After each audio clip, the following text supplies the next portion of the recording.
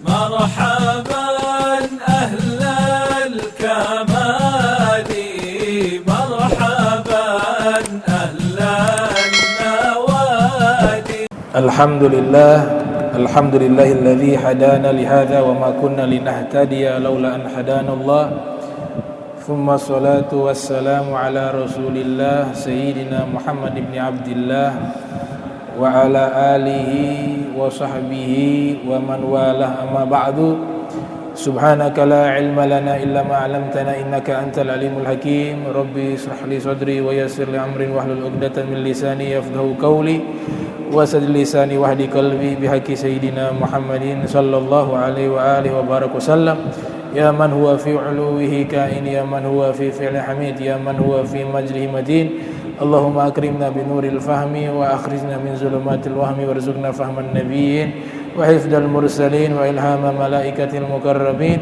ربنا زدنا علما وفهما وعقلا يا أكرم الأكرمين بحق سيدنا محمد صلى الله عليه وسلم. Alhamdulillah, puji syukur kehadirat Allah Subhanahu wa taala dan tak lupa salawat dan salam tercurahkan kepada junjungan mulia Nabi kita tercinta Nabi Muhammad sallallahu alaihi wasallam beserta segenap keluarga beliau, sahabatnya dan umatnya. Yang saya muliakan para imam Masjid Al-Munawwar, Al-Habib Alwi, Ustaz Jamrud, juga penceramah Al-Habib Ali bin Farid Al-Bar, kemudian segenap jamaah Masjid Al-Munawwar yang saya muliakan, yang saya cintai, yang saya hormati. Alhamdulillah, kita kembali melanjutkan kajian kita daripada kitab Al-Imam An-Nawawi, yaitu Al-Adhkar An-Nawawiyah. Qala muallif rahimakumullah,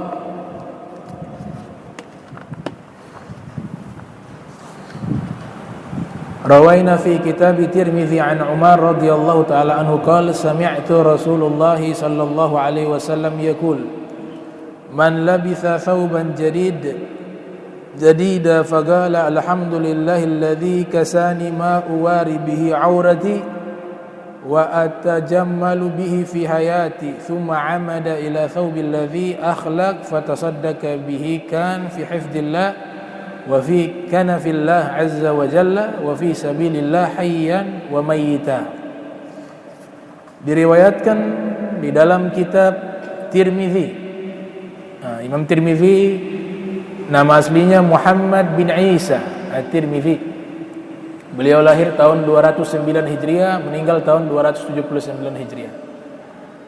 Beliau meriwayatkan hadis dari Sayyidina Umar bin Khattab radhiyallahu taala anhu wa arda, bahwa Rasul sallallahu alaihi wasallam bersabda, siapa yang menggunakan baju yang baru lalu dia membaca doa alhamdulillahilladzi kasani ma uwari bihi aurati wa atajammalu bihi fi hayati, dia baca doa tersebut, thumma amada ila thawbil ladzi akhlaq, kemudian baju lamanya dia sedekahkan, baju lama ia sedekahkan, diberikan kepada orang yang butuh, kana fi hifdillah, maka orang tersebut dia berada di dalam perlindungan Allah, wa fi kanafillah azza wa jal, dan berada di dalam naungan Allah subhanahu wa ta'ala, wa fi sabilillah hayya wa mayyita, dan dia berada di jalan Allah dalam keadaan hidup ataupun meninggal.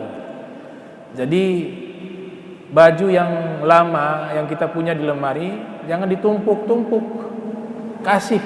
Ada orang yang butuh baju, dibagikan ya.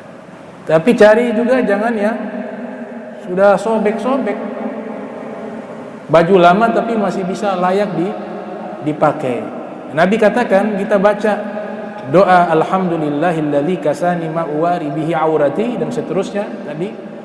Kemudian baju lama kita, karena ini doa dibaca ketika memiliki baju baru.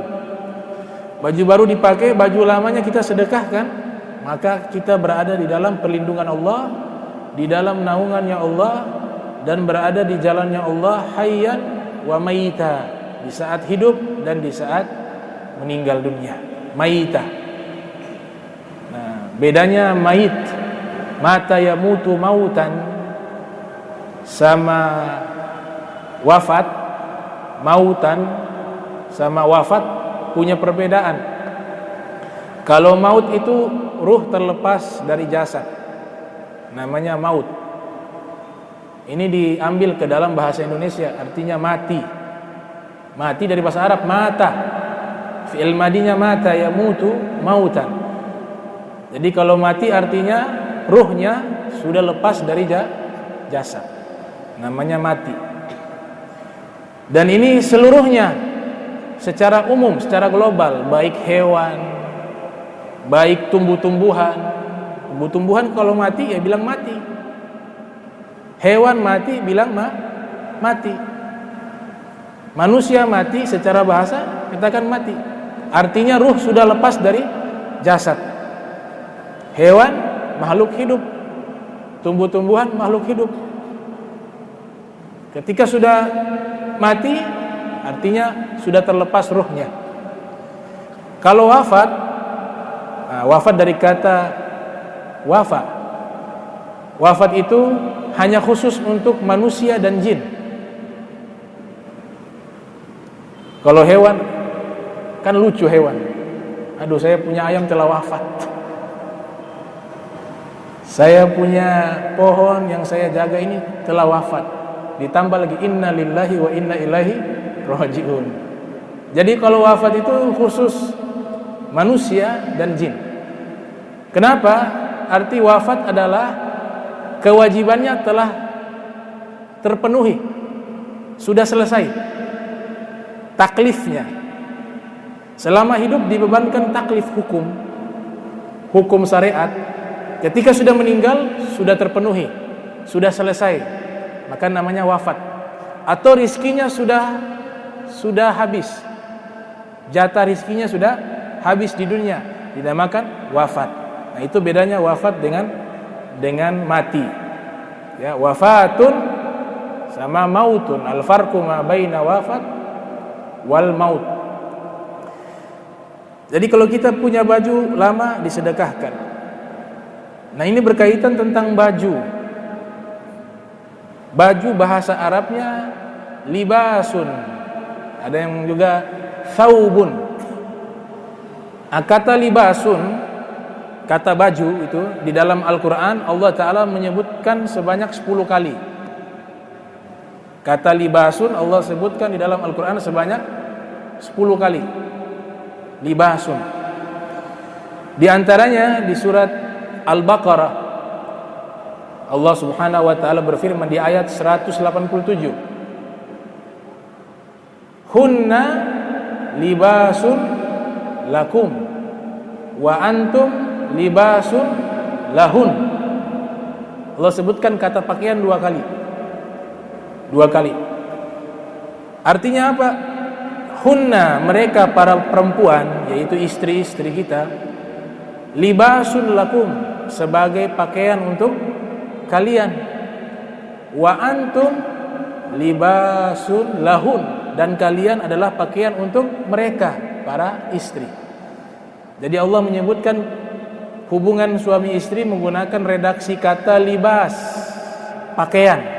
Tapi makna pakaian ini bukan hakiki, tapi majasi, kinayah, kiasan. Karena kalau hakiki bagaimana bisa dijadikan istri sebagai pakaian? Tapi makna kiasan. Tadi jelaskan oleh Habib Ali, ya. Contoh ayat Al-Quran jika kita pahami secara tekstual gak cukup. Seperti tadi, kalau dikatakan mereka adalah pakaian, istri-istri adalah pakaian, kalian suami adalah pakaian bagi istri-istri. Ini kalau tanpa tafsir kita bingung, ini maksudnya apa pakaian? Makanya butuh tafsir. Di dalam kitab tafsir Ibn Katsir, Al-Hafiz Ibn Katsir, yang lahir tahun 700 Hijriah, meninggal tahun 774 Hijriah, riwayat dari Ibnu Abbas, dari Imam Mujahid, dari Taus bin Kaisan Al-Yamani, dari Sa'id ibn Jubair, dari Qatadah, dan juga dari Imam Zuhri. Mereka semua ulama menafsirkan makna dari pakaian adalah hunna sakanun ilaikum. Makna pakaian adalah ketenangan. Jadi istri-istri itu adalah ketenangan bagi laki-laki. Sebaliknya juga,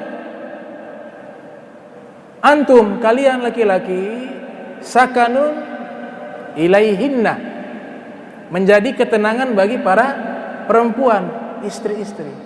Karena ini dalam hadis Nabi katakan Allah ciptakan laki-laki separuh jiwa, masih kurang.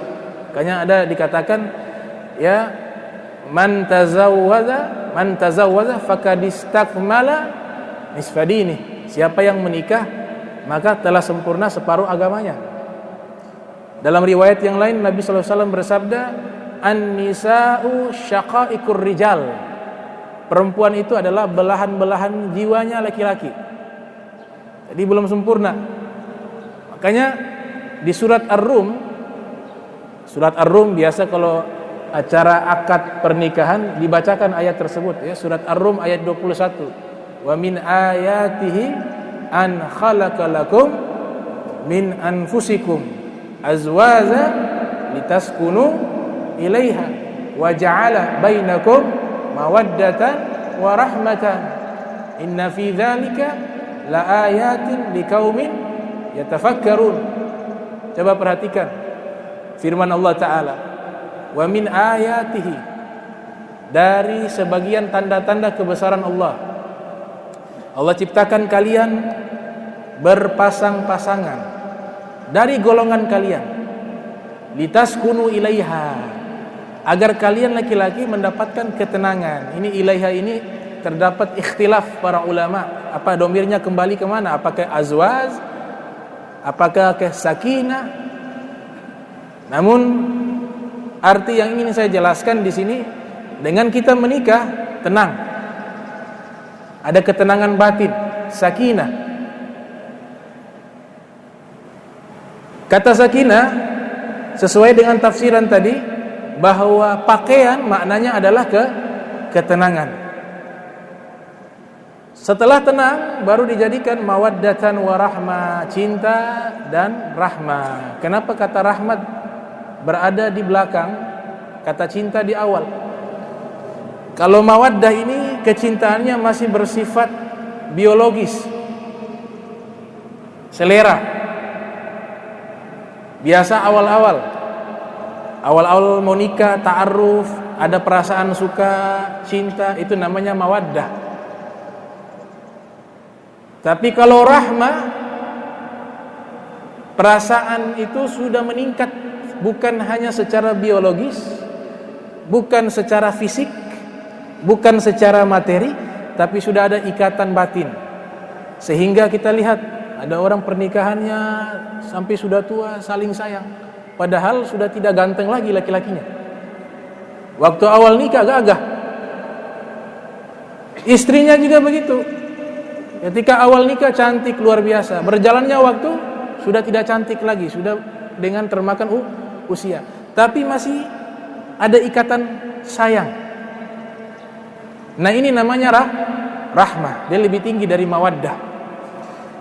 Dan perasaan ini bagian daripada tanda-tanda kebesarannya Allah Subhanahu wa taala. Kalau kita kaji secara biologi, ada kitab namanya Al-Mabahisul Masyrikiyah fi Ilmi Ilahiyah wa Tabi'iyah, disusun oleh Al-Imam Muhammad bin Umar Ar-Razi, Fakhruddin Ar-Razi, lahir tahun 544 Hijriah, meninggal 606 Hijriah. Beliau mengatakan perasaan cinta itu berasal dari sel-sel biologis yang ada di dalam tubuh manusia. Dan luar biasa, ada sel-sel tertentu yang memiliki kontak listrik dengan lawan jenis. Jadi kalau dia lihat lawan jenis ini dia suka, itu ada beberapa sel yang memang hanya cocok dengan sel dia. Kalau dua-duanya saling suka. Makanya Allah sebutkan wa min ayatihi. Perasaan cinta ini tanda-tanda kebesarannya Allah Subhanahu wa taala. Mohon maaf, tidak hukum secara mutlak. Ada orang punya selera mencintai seseorang karena fisik yang cantik. itu relatif, karena selera setiap orang berbeda, kriteria seorang berbeda. Tapi ada orang, mohon maaf, ini berbicara ilmu yang diajarkan oleh para ulama. Ada orang istrinya cantik luar biasa, suaminya biasa-biasa. Tapi kalau ditanya, saya cinta mati sama dia. Kenapa? Karena memang Allah yang ciptakan sel tersebut hanya bisa kontak dengan orang tersebut. Sel yang lain gak bisa. Itu yang kan dinamakan jodoh.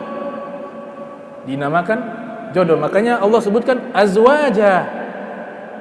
Jodoh itu bukan hanya sesama manusia. Luar biasa. Allah sebutkan di surat Yasin, segala sesuatu itu berjodoh. Segala sesuatu ada pasangan. Ini ayat kalau dibaca 1000 tahun yang lalu, orang pasti tertawa. Masa segala sesuatu ada pasangannya? Tapi ketika zaman berjalan dengan teknologi yang maju, terbukti apa yang Al-Quran firmankan 1000 tahun yang lalu. Ternyata tumbuh-tumbuhan sekalipun ada pasangannya. Saripatinya jatuh kepada betina. Ini pohon ada yang jantan. Listrik ada pasangannya. Ada yang positif, ada yang negatif. Hewan, bahkan di dalam kitab Akamul Marjan fi Ahkamil Jan, jin juga punya jenis kelamin laki dan perempuan, juga menikah. Bahkan disebutkan di dalam ilmu biologi, itu bakteri juga begitu.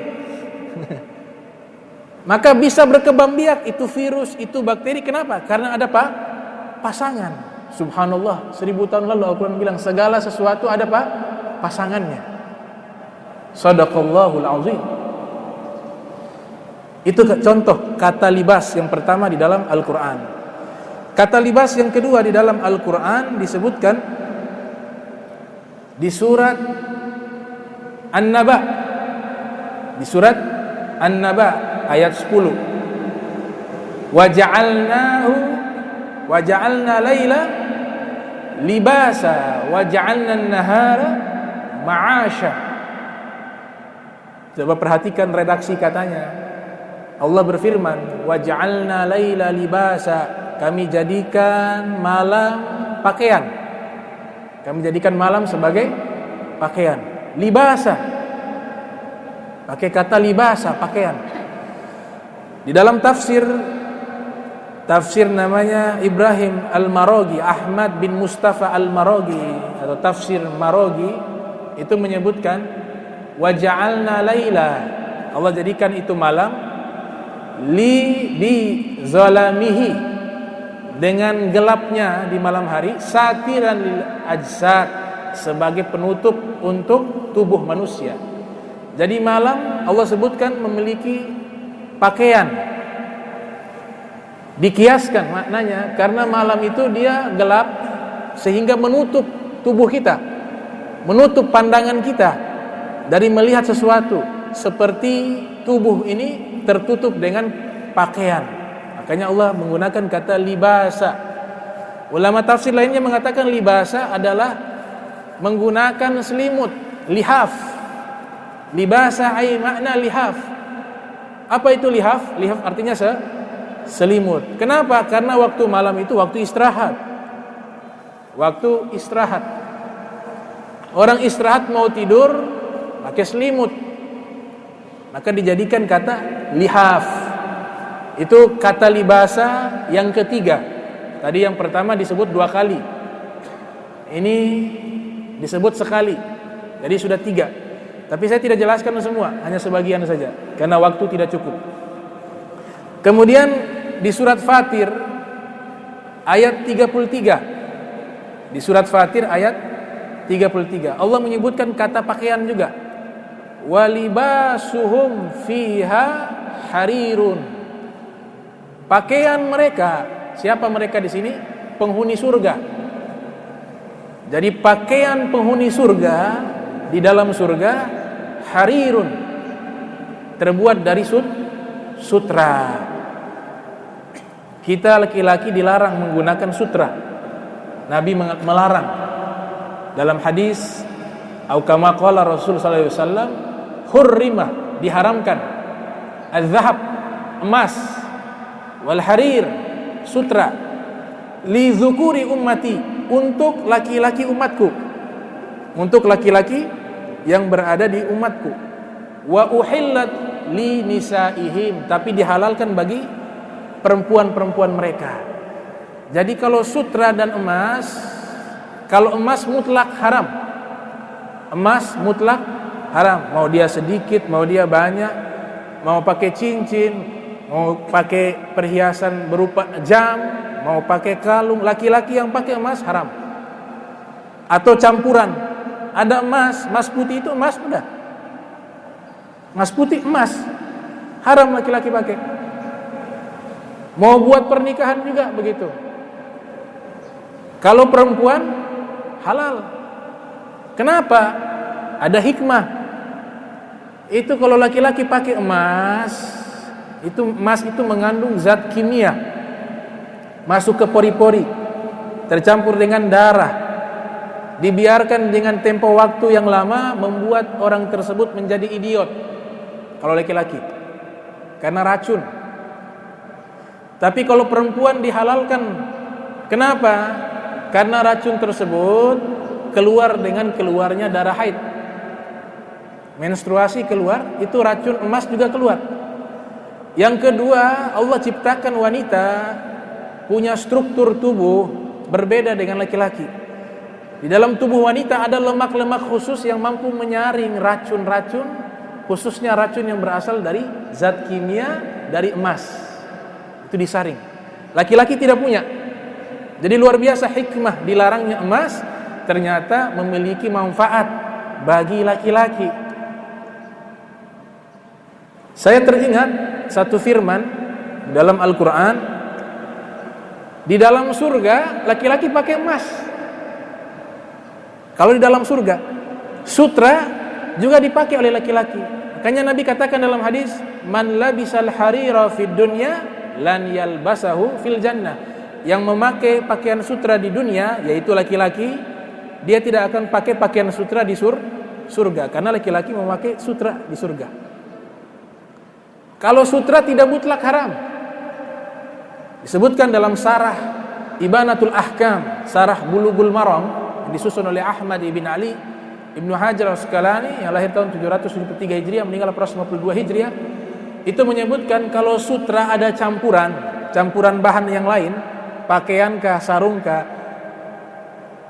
kalau dia sama, sutra bahannya 50%, bahan yang lain 50%, ini masih halal. Apalagi sutranya sedikit, bahan yang lainnya lebih banyak, halal.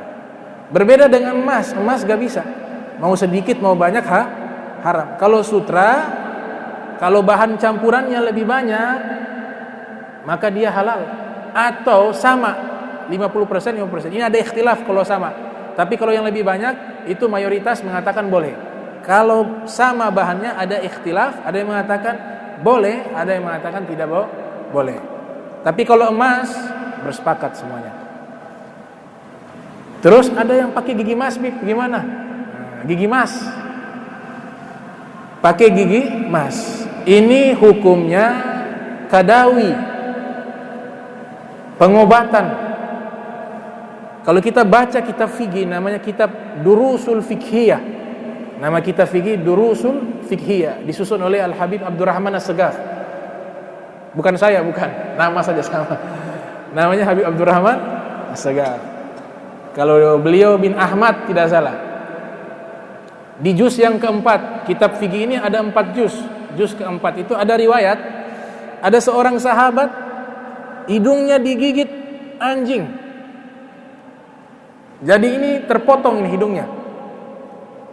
Jadi anjing menggigit. Baru anjing ini memang anjing punya virus ini, liur ini sangat berbahaya. Apalagi anjing rabies. Makanya anjing rabies itu dibolehkan dalam syariat membunuh. Kenapa? Karena membahayakan. Dia punya virus membahayakan, dia punya bakteri membahayakan. Ini sahabat digigit hidungnya, rusak. Berobat, pakai berbagai macam bahan, tetap penyakit. Akhirnya bertemu dengan Rasul sallallahu alaihi wasallam. Ya Rasulullah, ini infeksi tanpa parah. Bagaimana obatnya? Kata Nabi, pakai emas. Pakai emas. Ketika dia pakai emas, sembuh. Nah, dari hadis ini Nabi membolehkan laki-laki menggunakan emas untuk pengobatan. Kalau ini sebagai pengobatan medis, pakai emas biar tidak busuk ini gusi.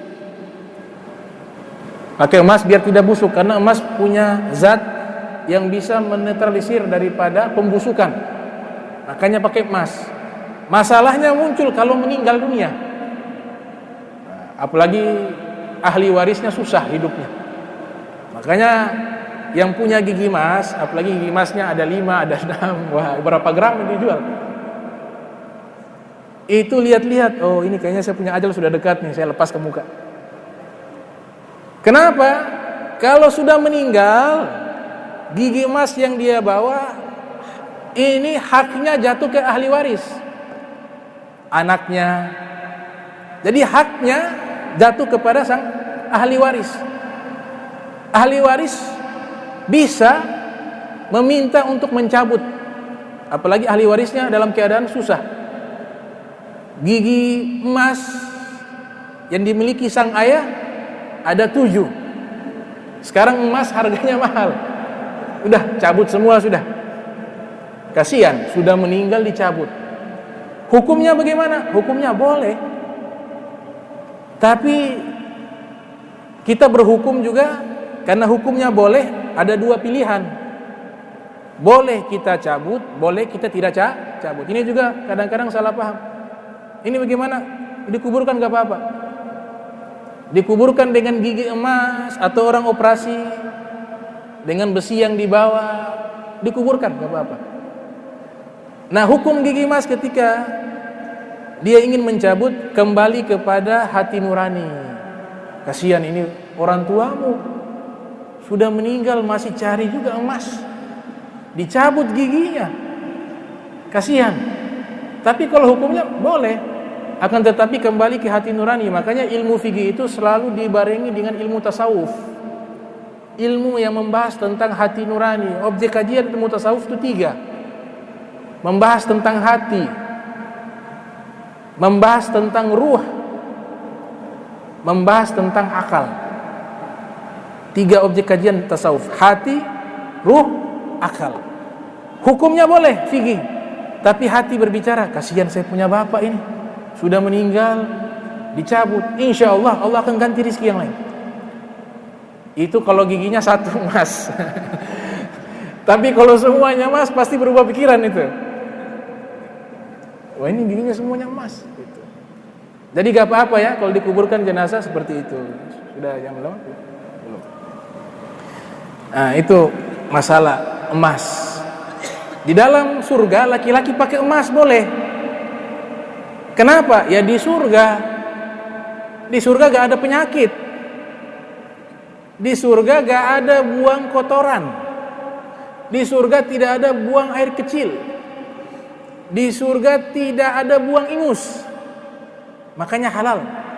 Ulaika lahum jannatu adnin tajri min tahtihim anha yuhallawna fiha min asawir min zahab. Mereka pakai perhiasan, penghuni surga, baik laki perempuan, gelang-gelang dari emas, kata Allah Ta'ala. Jadi kita di surga insya Allah pakai gelang emas. Wa yalbathuna thiyaban khudra min sundusin wastabraq. Sutra juga halal, sutra murni.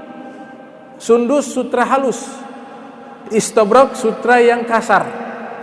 Pakai pakaian berwarna hijau di surga. Ada kitab saya baca sejarah, kitab sejarah, judulnya Ad-Durar Al-Kaminah. Ad-Durar Al-Kaminah disusun oleh Ahmad Ibn Ali Ibn Hajar Al-Asqalani. Ada dulu raja di Afrika, ini pembodohan publik. Pembodohan publik.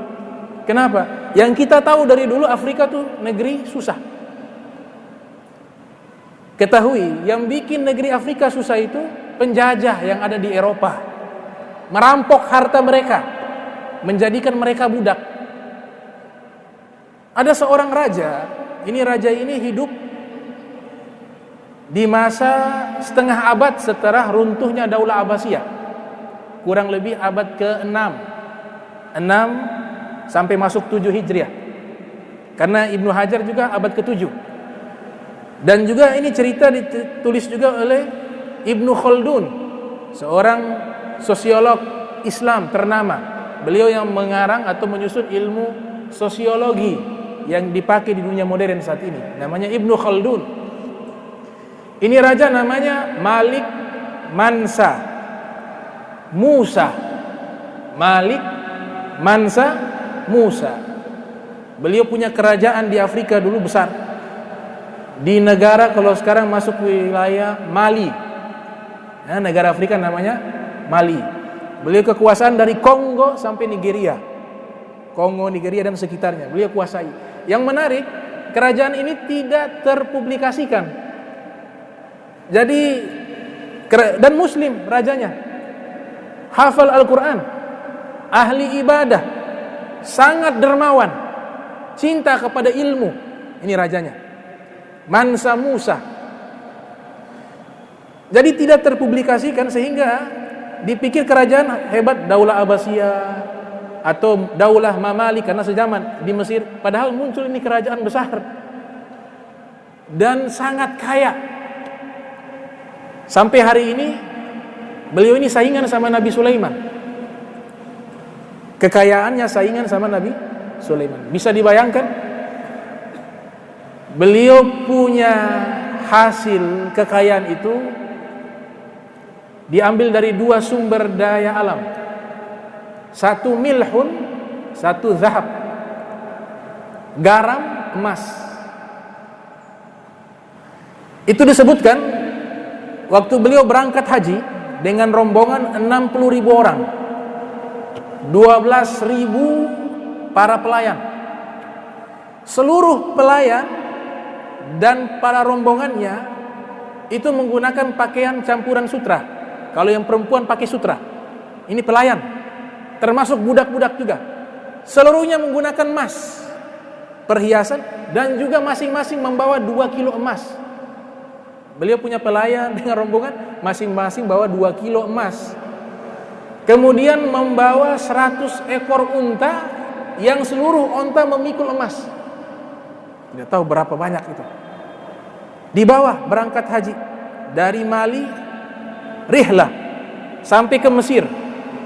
Sampai ke Mesir ada krisis moneter, inhizamul iqtisadiyah, krisis moneter. Beliau datang tuntas masalah. Kenapa? Dibantu saudaranya, dermawan beliau.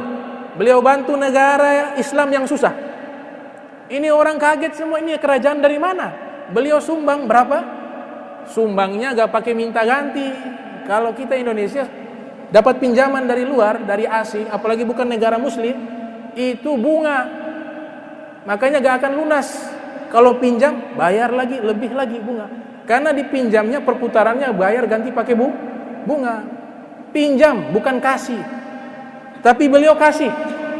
Mudah-mudahan negara Islam kayak begini. Datang lihat negara Islam yang susah, datang dibantu tanpa dipinjamkan, dikasih gratis. Beliau bantu berapa? 15 ton emas. 15 ton emas. Hari itu kaya Mesir. Masalah tuntas. 15 ton emas. Setiap lewat satu daerah bangun masjid. Bangun masjid. Ini orang paling kaya zaman sekarang gak dapat hartanya. Beliau kalau dikalkulasi hartanya, dicoba dihitung oleh para cendekiawan, karena ini beliau juga populer di dunia barat. Itu 5.200 triliun. Beliau punya kekayaan yang terhitung. 5.200 triliun. Orang yang paling kaya sekarang ini baru sampai 400 atau 900 triliun. 900. Satu riwayat mengatakan bukan triliun, biliun. di atas triliun kekayaannya, Muslim. Beliau berangkat setiap daerah-daerah miskin dibagikan. Sampai ke Makkah, ulama-ulama yang pandai, yang berilmu, beliau bayar ikut ke Mali. Beliau bangun universitas, bangun sekolah, masjid, dibuat pendidikan untuk mendidik masyarakatnya. Setelah Darul Hikmah runtuh, di Daulah Abbasiyah runtuh, beliau bangun sekolah di sana. Terdengar oleh orang-orang Eropa, oh ternyata di Afrika kaya. Ini ada raja, kekayaannya luar biasa. Datanglah ista'maru, mereka menjajah. Sistem mereka sama persis. Penjajah itu caranya sama semua. Kalau kita membaca sejarah dunia, cara pertama hubungan dagang, hubungan bilateral. Mereka datang, kalau Mali ini harta raja Mansa Musa dirampas, dirampok oleh orang Perancis. Awal datang dagang. Di Indonesia begitu, VOC itu kan lembaga perdagangan. Awal datang dagang. Padahal mereka buat survei, lihat kekayaan di mana. Setelah waktu berjalan, bukan dagang lagi, dijajah. Ini terjadi di negara-negara Islam. Yang lucunya, orang-orang Barat bilang Nabi Muhammad SAW itu membawa agama dengan peperangan. Mereka hitung, baca kitab sejarah, kurang lebih 27 kali Nabi perang. Berarti ini Nabi membawa peperangan. Ini pernyataan lucu. Kenapa? Apakah mereka tidak hitung Romawi? Romawi itu Nasrani. Berapa kali perang Romawi? Tidak hitung Persia. Itu kondisi memangnya lagi perang. Kondisinya lagi perang. Dan korban ketika Nabi berperang jumlahnya tidak sampai ribuan. Tidak sampai ribuan. Bahkan sebagian mengatakan ketika Nabi ikut perang, Nabi tidak pernah, Rasulullah SAW tidak pernah membunuh. Rasulullah ketika berperang tidak pernah membunuh. Ada satu orang mati itu karena rasa takutnya. Tidak pernah membunuh dalam peperangan. Dan korbannya hanya puluhan.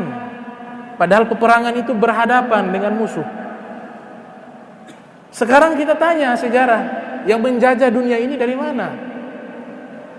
Yang menjajah dunia ini dari mana? Afrika dibuat miskin dari Eropa. Indonesia dijajah Belanda, Portugal.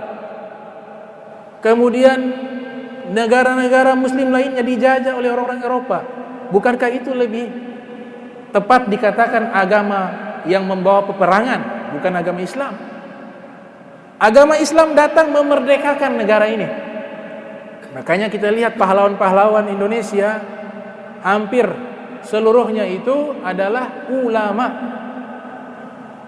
Hampir seluruhnya ulama. Bahkan yang membuat Pancasila itu para ulama. Ada Sultan Hamid II di Pontianak. Ya sekarang kan kontroversi, ada mengatakan pengkhianat, ada yang mengatakan pahlawan. Saya nyatakan tidak ada pengkhianat meninggal dalam sujud. Beliau meninggal dunia dalam posisi sujud dalam sholat. Beliau korban politik yang membuat lambang Garuda. Beliau juga sepak terjangnya awal pintu menuju kemerdekaan Republik Indonesia Serikat. Beliau yang pimpin. Beliau yang pergi dari setiap kesultanan yang ada di Indonesia yang jumlahnya banyak. Dari setiap sultan beliau ajak bergabung dengan negara Indonesia. Itu jasa beliau. Beliau dibilang berkhianat padahal zamannya belum merdeka. Itu zaman Jepang. Betul beliau berkhianat. Berkhianat kepada Jepang untuk memerdekakan Indonesia. Saya juga baca buku-bukunya beliau. Cokro Aminoto juga demikian. Tokoh-tokoh ini haluannya Islam, para ulama, tapi dijajah oleh negara-negara asing. Ini bukti paling kaya nih, Mansa, Malik Mansa Musa. Kekayaannya 5.200 triliun. Beliau kalau bawa emas tuh satu gumpahan tuh, kayak batu itu mas. Karena kekayaan emas di Afrika itu luar biasa. Dan beliau menyumbangkan dana yang besar, mengumpulkan ulama dan kitab-kitab setelah runtuh oleh bangsa Mongol. Bangsa Mongol meruntuhkan Daulah Abbasiyah. Tumbang, tewas 2 juta manusia. Dibantai oleh orang Mongol.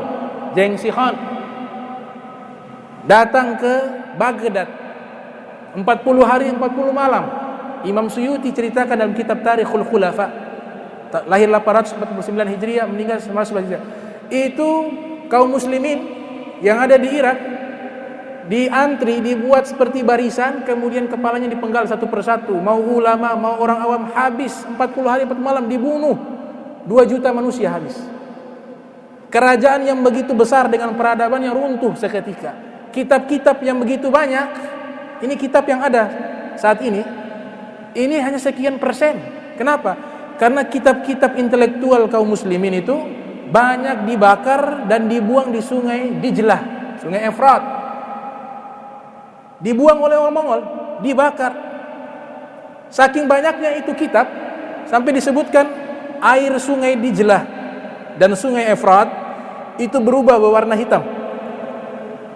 Dan kuda bisa menyeberangi karena tumpukan-tumpukan kitab dan buku bisa menyeberangi itu sungai. Di satu sisi air sungainya berubah menjadi merah karena tumpahan darah manusia yang dibunuh. 2 juta manusia dengan rajanya dibunuh. Alhamdulillah di Afrika muncul ini raja Mansa Musa.